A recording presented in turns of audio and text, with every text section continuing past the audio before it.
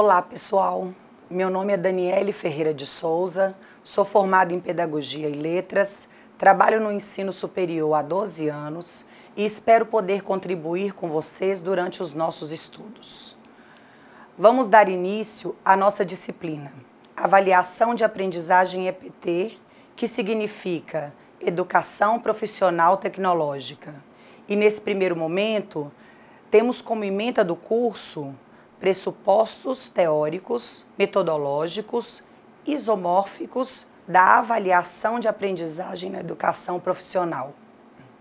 Tipos, métodos e instrumentos de avaliação da aprendizagem EPT e relação entre proposta pedagógica institucional, planejamento educacional e avaliação da aprendizagem, implicações das concepções da educação e aprendizagem no processo avaliativo escolar, práticas avaliativas e mecanismos de exclusão, repetência, reprovação e evasão, e tem como objetivo, em nossa primeira unidade, compreender que tipo de aprendizagem precisamos na educação profissional, métodos e instrumentos de avaliação de aprendizagem em EPT. Orientamos que leiam o material disponibilizado na sala virtual para compreender melhor e ter uma participação ativa em nossos fóruns de discussão. É muito importante que vocês participem dos fóruns, sempre lembrando que o AVA é um importante instrumento de interação com os colegas e o tutor. Vamos lá. Atualmente, uma característica predominante nos diversos atores do contexto educacional é a expectativa crescente de mudanças, mesmo sem saber exatamente o que está por vir no cenário educacional. A expectativa generalizada é de que ocorram mudanças que façam alguma diferença na educação de nossos jovens. Nas últimas décadas, o perfil do aluno mudou muito. A escola também mudou e sobrevive hoje em um contexto socioeconômico que impõe expectativas de desempenho cada vez mais elevadas. Espera-se que os egressos da educação profissional e tecnológica sejam capazes de transitar com desenvoltura e segurança em um mundo cada vez mais complexo e repleto de tecnologias inovadoras. Então, como preparar profissionais para a próxima década se não temos ideia clara sobre como será a economia mundial nem a tecnologia dominante daqui a alguns meses? Que mudanças devem ocorrer no contexto escolar, na prática docente e no perfil do aluno para que a EPT atenda às necessidades contemporâneas do mundo do trabalho? Qual é a melhor organização e funcionamento da escola que atende à necessidade de ensinar conteúdos cada vez mais complexos e abrangentes? Quais seriam as práticas docentes mais adequadas para atender às demandas educacionais em nosso tempo? Bom, não temos respostas para todas essas indagações. Mas o fato é que essas questões têm sido motivo de estudos na área da educação, em todos os níveis e tipos de ensino, por especialistas do Brasil e do exterior.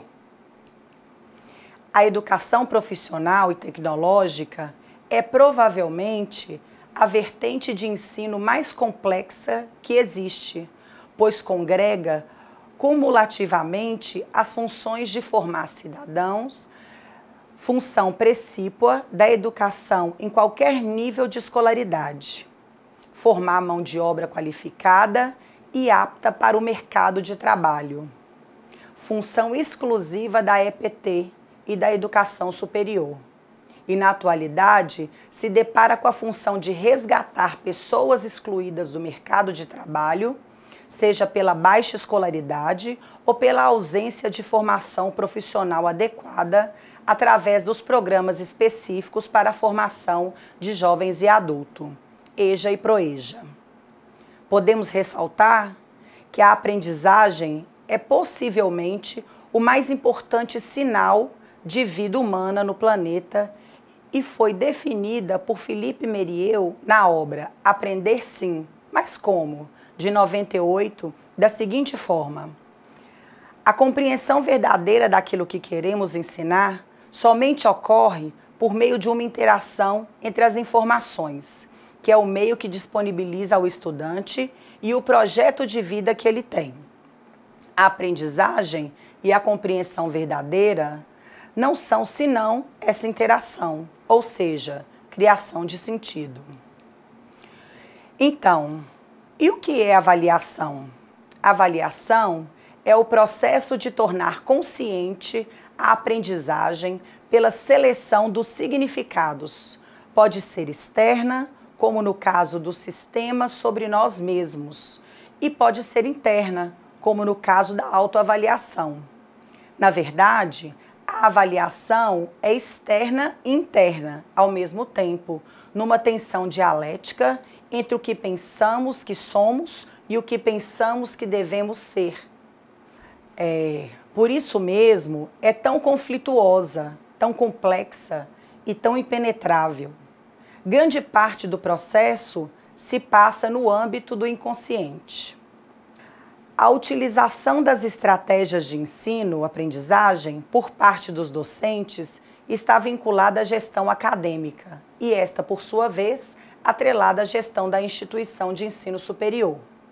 Desse modo, a ação docente ocorre no âmago da instituição de ensino, que é regida por objetivos e regras institucionais definidas em instrumentos de gestão como o Plano de Desenvolvimento Institucional, o PDI, e o Projeto Pedagógico Institucional, PPI.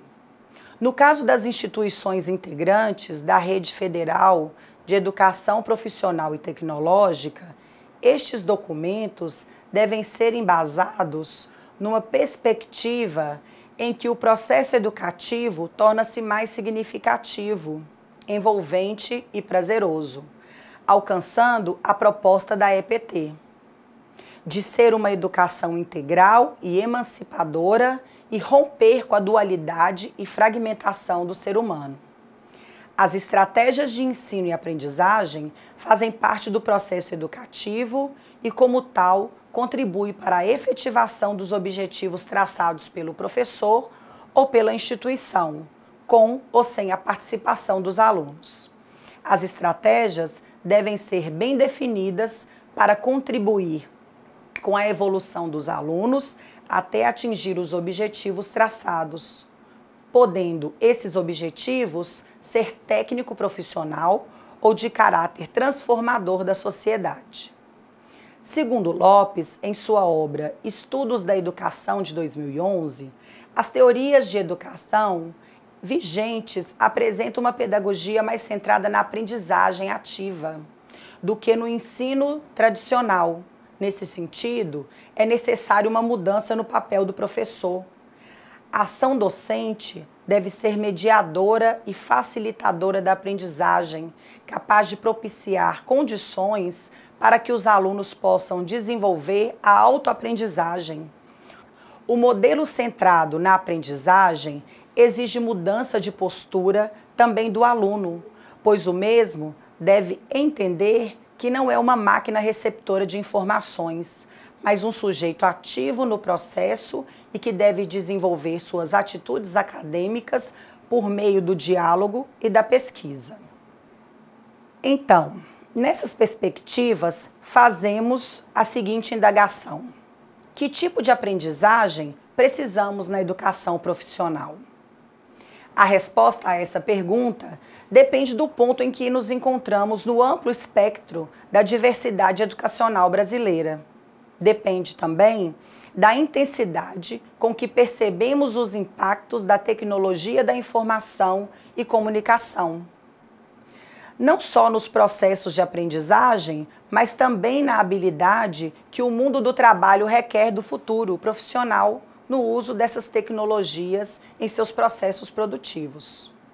Podemos dizer que a EPT requer uma aprendizagem significativa contextualizada, orientada para os usos da TIC, que favoreça o seu uso intensivo dos recursos da inteligência e que gere habilidades em resolver problemas e conduzir projetos nos diversos segmentos do setor produtivo.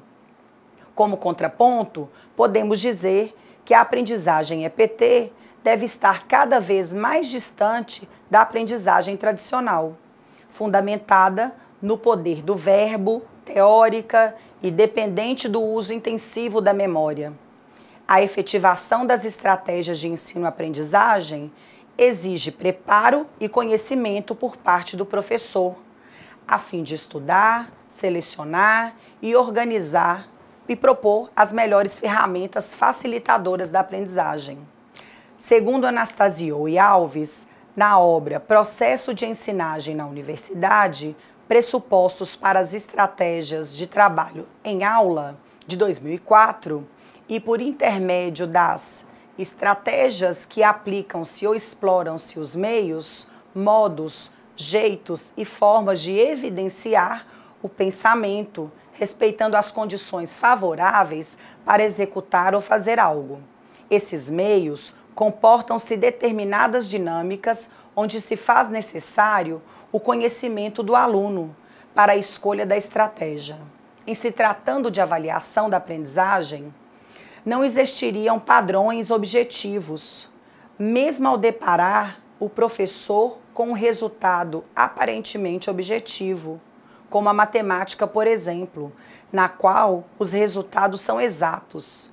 É necessário que se pense em avaliar o processo pelo qual o aluno chegou aos resultados, sendo considerado esse processo tão importante quanto os próprios resultados.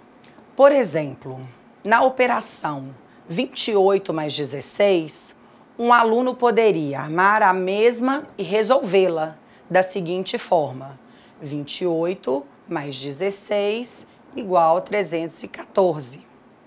O erro estaria no registro numérico da dezena por inteiro, levando ao erro no resultado, que não é 314, e sim 44.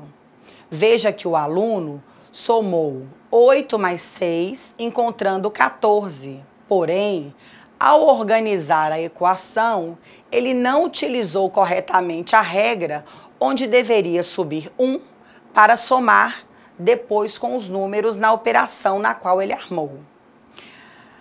A professora ou o professor, a demonstrar que a dezena contida na soma de 8 mais 6 é levada ao alto da coluna das dezenas e não diretamente ao resultado. Do contrário, haveria uma centena no resultado, o que significa que o processo não foi completo, faltando o conceito de dezenas. Se o professor ou a professora simplesmente disser que está errado o resultado, sem fazer com que o aluno compreenda o processo e saiba como demonstrá-lo, está trabalhando em nível de conceitos espontâneos, que respondem à pergunta "o quê?", e não em nível de conceitos científicos, que respondam à questão "por quê?". O erro não está somente no processo, e sim no registro. Esse é o tipo de erro que pode ser aproveitado como estratégia didática. O erro como estratégia didática é o título do livro de Neuza Pertoni Pinto, resultante da tese de doutorado em educação defendida na USP, com o subtítulo de Estudo do Erro no Ensino da Matemática Elementar. Juan Pouso, em Teorias Cognitivas da Aprendizagem, ao apresentar as teorias cognitivas por reestruturação, como Piaget, Vygotsky, torna muito clara as diferenças entre conceitos espontâneos e os conceitos científicos. Antes de mais nada, os conceitos espontâneos não se justapõem uns aos outros, como ervilhas numa vagem, segundo a feliz expressão de Vygotsky, 1934. mas constituem estruturas hierarquizadas de conceitos ainda que geralmente implícitas ou não conscientes e, em segundo lugar, que tais estruturas cognitivas possuem uma função explicativa. Em consequência de sua origem na atividade espontânea e de sua organização em teorias, tais conceitos resultam muito resistentes à mudança, persistindo mesmo após uma longa instrução científica. Comprovou-se que não são abandonados pela simples exposição aos conceitos científicos. Isso levou ao desenvolvimento de modelos da mudança conceitual, nos quais, mediante estratégias didáticas concebida com essa finalidade, se tenta mudar os conceitos espontâneos errôneos por conceitos cientificamente corretos. O reconhecimento de saberes e a certificação apresentam enormes desafios para as instituições de ensino, uma vez que, historicamente, essas têm se distanciado das culturas dos trabalhadores. Tais processos implicam necessariamente a compreensão de outras formas de sistematização de saberes que se operam fora dos processos educativos formais, ou seja, investigar como os trabalhadores produzem suas vidas, como se apropriam das linguagens e do mundo do trabalho, e como traduzem seus conhecimentos.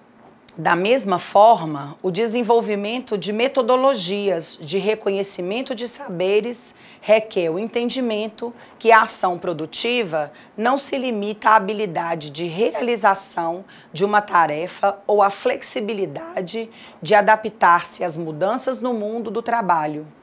Exige a compreensão do trabalhador como sujeito ativo integral. O desenvolvimento social e produtivo, construído a partir e por meio do trabalho, é o elo integrador de sustentação da capacidade humana de criar sua própria história de vida. É este o ponto de partida do reconhecimento, validação e certificação de saberes adquiridos no mundo do trabalho, nas especificidades de cada atividade profissional e na trajetória de vida dos trabalhadores, desde uma proposta que encara a formação profissional em um processo de desenvolvimento integral do ser humano. Para as instituições de educação profissional, significa elaborar instrumentos metodológicos de avaliação e validação de conhecimentos, experiências e saberes a partir da concepção do trabalho como princípio educativo. A educação profissional é definida como complementar à educação básica. Portanto, ela é articulada, mas podendo ser desenvolvida em diferentes níveis para os jovens e adultos com escolaridade diversa. A educação profissional tem como objetivos não só a formação de técnicos de nível médio, mas a qualificação, a requalificação e a reprofissionalização para trabalhadores com qualquer escolaridade, a atualização tecnológica permanente e a habilitação dos níveis médio e superior. A educação profissional deve levar ao permanente desenvolvimento de aptidões para a vida produtiva. A educação profissional precisa ser, portanto, sempre complementar à educação básica, tanto no nível básico, onde o aluno pode até então não ter a escolaridade obrigatória completa, mas deve melhorar suas habilidades básicas e ser estimulado à conclusão do ensino fundamental regular ou supletivo, quanto nos níveis técnicos ou tecnológico, para os quais é exigida a conclusão do ensino médio. Quanto ao papel da educação profissional e tecnológica, as convergências apontam para a sua importância na socialização e construção da cidadania, no desenvolvimento humano e na inclusão social, cultural e produtiva, na construção de projetos culturais, sociais e políticos de caráter coletivo, na reflexão sobre a relação do homem com a natureza, por meio do trabalho, na busca de novas formas de pensar o meio ambiente, a sustentabilidade, novas relações humanas, na interação e no diálogo com diferentes culturas, com diversas formas de conhecimento e na construção de uma nova ética planetária. Complementando esses requisitos de aprendizagem, devemos acrescentar que mesmo que o sistema educacional forme indivíduos tecnicamente muito bem preparados, é indispensável que eles sejam capazes de exercer valores e condições de formação humana, considerados essenciais no mundo do trabalho contemporâneo, tais como conduta ética, capacidade de iniciativa, criatividade, flexibilidade, autocontrole, comunicação, dentre outros. As metodologias de ensino têm se aprimorado cada vez mais. Atualmente, os professores preocupados com a otimização do processo de aprendizado dos estudantes buscam fazê-lo contextualizando o conteúdo a ser ministrado às realidades de vidas dos discentes, tornando-a mais significativa. Mas é necessário ir além. Além de tornar o conhecimento significativo ao educando, há de se lançar mão de metodologias que busquem facilitar a assimilação e compreensão e interiorização dos mesmos. Uma dessas metodologias é a chamada aprendizagem ativa. O momento da avaliação da aprendizagem deve proporcionar o mesmo a tomar consciência do seu processo de aprendizagem. Este momento não deve ser objetivado exclusivamente a mensurar o saber do aprendiz, mas uma oportunidade a mais de aprendizado nesse processo.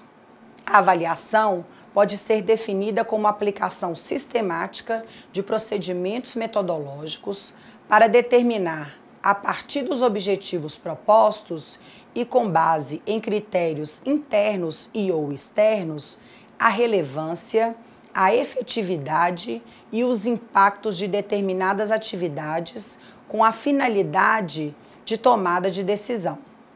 Segundo Barbosa e Moura, 2013, em Metodologias Ativas e Aprendizagem na Educação Profissional e Tecnológica, destacam algumas estratégias que podem ser usadas para se conseguir ambientes de aprendizagem ativa em sala de aula, entre as quais citamos discussão de temas e tópicos de interesse para a formação profissional, trabalho em equipe com tarefas que exigem colaboração de todos, estudo de casos relacionado com as áreas de formação profissional específica, debates sobre temas da atualidade, geração de ideias, o brainstorming, entre outras. Lembrando que o brainstorming é um método criado nos Estados Unidos pelo publicitário Alex Osborne, usado para testar e explorar a capacidade criativa de indivíduos ou grupos, principalmente nas áreas de relações humanas, dinâmicas de grupo e publicidade e propaganda. O brainstorming, ou tempestade de ideias, mais que é uma técnica de dinâmica de grupo, é uma atividade desenvolvida para explorar a potencialidade criativa de um indivíduo ou de um grupo. Criatividade em equipe, colocando-a a serviço de objetivos pré-determinados. De acordo com Carlos Cipriano Lucchesi, em avaliação da aprendizagem escolar, o modelo tradicional de avaliação das escolas define a classificação do indivíduo como sendo a principal função do ato de avaliar, e essa prática está diretamente relacionada ao modelo conservador que concebe a educação como um mecanismo de manutenção e reprodução das condições sociais, propondo práticas autoritárias de avaliação. Já a pedagogia emancipadora assume a perspectiva de transformação social, pois permite ao aluno modificar com criticidade a sua visão de mundo. Mas, para que ocorra o rompimento com o modelo tradicional, é necessário que a avaliação educacional assuma seu verdadeiro papel como um instrumento de diagnóstico que auxilia no crescimento do aluno e possibilita a reflexão e a tomada de decisões pedagógicas, orientando e reorientando as praxes do professor que está comprometido com o crescimento e desenvolvimento integral de seu aluno. De modo como está ocorrendo o ato de avaliar, não está proporcionando uma reflexão sobre a prática pedagógica, pois as condições de ensino permanecem inalteradas, tendo apenas uma função classificatória. A avaliação não permite o avanço e o crescimento do aluno e do processo ensino-aprendizagem. Ao contrário, se a avaliação tivesse a função de diagnóstico, como diz Lucchesi, ela poderia ser educacionalmente mais relevante. Vale ressaltar a relevância de uma reflexão e tomada de consciência por parte dos educadores sobre o entendimento distorcido sobre o que seja uma avaliação, pois normalmente compreende-se como sendo apenas uma análise de resultados, totalmente separado da ação educativa. Para Lucchesi, o rompimento com os modelos tradicionais se torna mais difícil, devendo a uma cultura já estabelecida que reproduz um padrão inconsciente de agir na prática da avaliação da aprendizagem, levando o professor a atuar de modo automático e denominando equivocadamente a sua prática de examinar como sendo a de avaliar. A avaliação tem seu foco na construção dos melhores resultados possíveis, enquanto o ato de examinar está centrada no julgamento de aprovação e reprovação, sendo, portanto, excludente. Para Lucchesi, a avaliação é um diagnóstico que pode ser registrado em formato de nota, mas a nota não é uma avaliação, pois ela é apenas uma anotação que não representa o quanto o aluno aprendeu. Para a educação profissional, a avaliação não deve ser diferente do que se espera para as outras modalidades. A sua singularidade está nas formas de execução, nos métodos de aplicação, já que há uma diversidade maior de situações que requerem observação do desempenho do aluno, pois nesse segmento envolve-se a relação teoria e prática. De acordo com Lúcia Regina de Souza Machado, na Revista Brasileira de Educação Profissional e Tecnológica, o professor da educação profissional deve ser capaz de permitir que seus alunos compreendam de forma reflexiva e crítica os mundos de trabalho, dos objetos e dos sistemas tecnológicos dentro dos quais estes envolvem. O aluno do ensino profissionalizante precisa ser preparado e avaliado para uma atuação crítica e eficaz no contexto social, com noções de ética e cidadania, tanto quanto com as noções de sua profissão. Para Charles Radish, em Avaliação e Serviço dos Alunos, não se trata de conhecer por conhecer, de interpretar para saber, mas de compreender para agir. A avaliação, para os alunos do ensino profissionalizante, dirá mais do que uma nota ou um conceito, se ele foi aprovado ou reprovado, mas precisará ser vista como um processo preparatório para o ingresso no mundo do trabalho, onde, além dos conteúdos, esse futuro profissional deverá dominar também aspectos psicoprofissionais pertinentes ao mercado de trabalho. Para a educação profissional, a avaliação não deve ser diferente do que se espera para as outras modalidades. A sua singularidade está nas formas de execução, nos métodos de aplicação, já que há uma diversidade maior de situações que requerem observação do desempenho do aluno. O desafio é transformar para a avaliação num processo que contribua para o desenvolvimento integral do homem ou do jovem trabalhador, preparando-o para o mundo do trabalho. Este é o grande dilema da educação profissional, que gera muitas discussões, uma vez que a avaliação faz parte do processo de formação do sujeito. Então, para finalizarmos essa unidade, vamos recapitular os pontos principais da avaliação da aprendizagem. Ela deve acontecer de forma contínua e concomitante com o ensino, sempre levando em conta os pressupostos estipulados no projeto político-pedagógico da instituição de ensino. Essa avaliação tem como princípio fazer com que o educando tenha condições de verificar seus encaminhamentos durante o seu percurso escolar. E para os educadores e a escola, essa avaliação deverá ter a condição de indicar pontos positivos e negativos, coletiva e individualmente.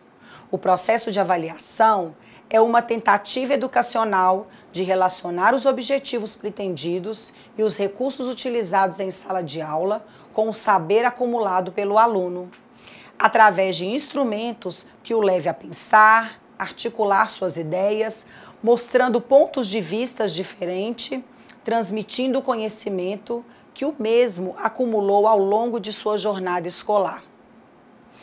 De acordo com Hoffman, a avaliação é uma ação ampla que abrange o cotidiano do fazer pedagógico e cuja energia faz pulsar o planejamento, a proposta pedagógica e a relação entre todos os elementos da ação educativa.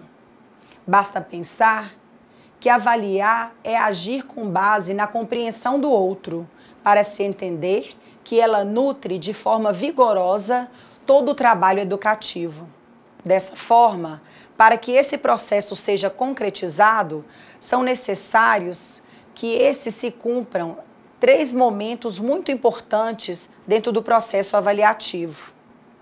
O primeiro deles é a avaliação diagnóstica, com caráter informativo de buscar e investigar quais são as dificuldades e aprendizagens que o aluno adquiriu ao longo de sua vida escolar. Deve ser feita antes de se iniciar a aprendizagem dos conteúdos curriculares, pois tem a função de auxiliar o planejamento do trabalho docente. O ensino processa-se em consonância com as possibilidades reais daqueles que aprendem. Hadid denomina a avaliação diagnóstica de prognóstica, por anteceder a ação de formação. Esta possibilita uma adequação das necessidades e dificuldades do aluno e o ensino a ser proposto. O segundo momento é a avaliação formativa. É aquela que ocorre ao longo do desenvolvimento do conteúdo curricular. Serve de base para a verificação dos erros e acertos dos alunos, além de ser um momento de reflexão dos professores, visando possíveis mudanças das estratégias adotadas em sala de aula, enquanto proposta de ação do professor por estar em desenvolvimento. Por isso é que se trata de uma avaliação que ocorre durante todo o ano letivo. Segundo Hadid, localiza-se no centro da ação de formação e sua função principal é contribuir para uma boa regulação da atividade de ensino.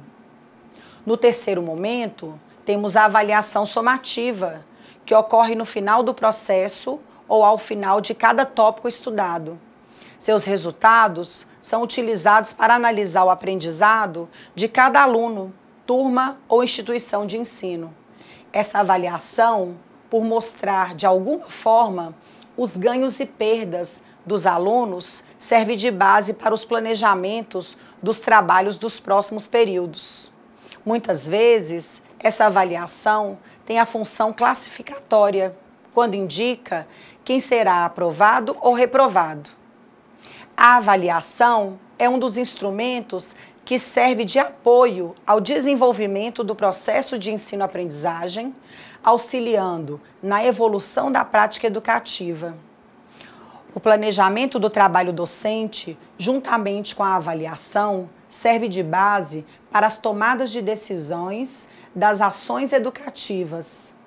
Bom, no nosso próximo vídeo, trataremos sobre as novas tecnologias e seus impactos na aprendizagem e aconselho que leiam o material na sala virtual para ajudarem nas participações dos fóruns de discussões.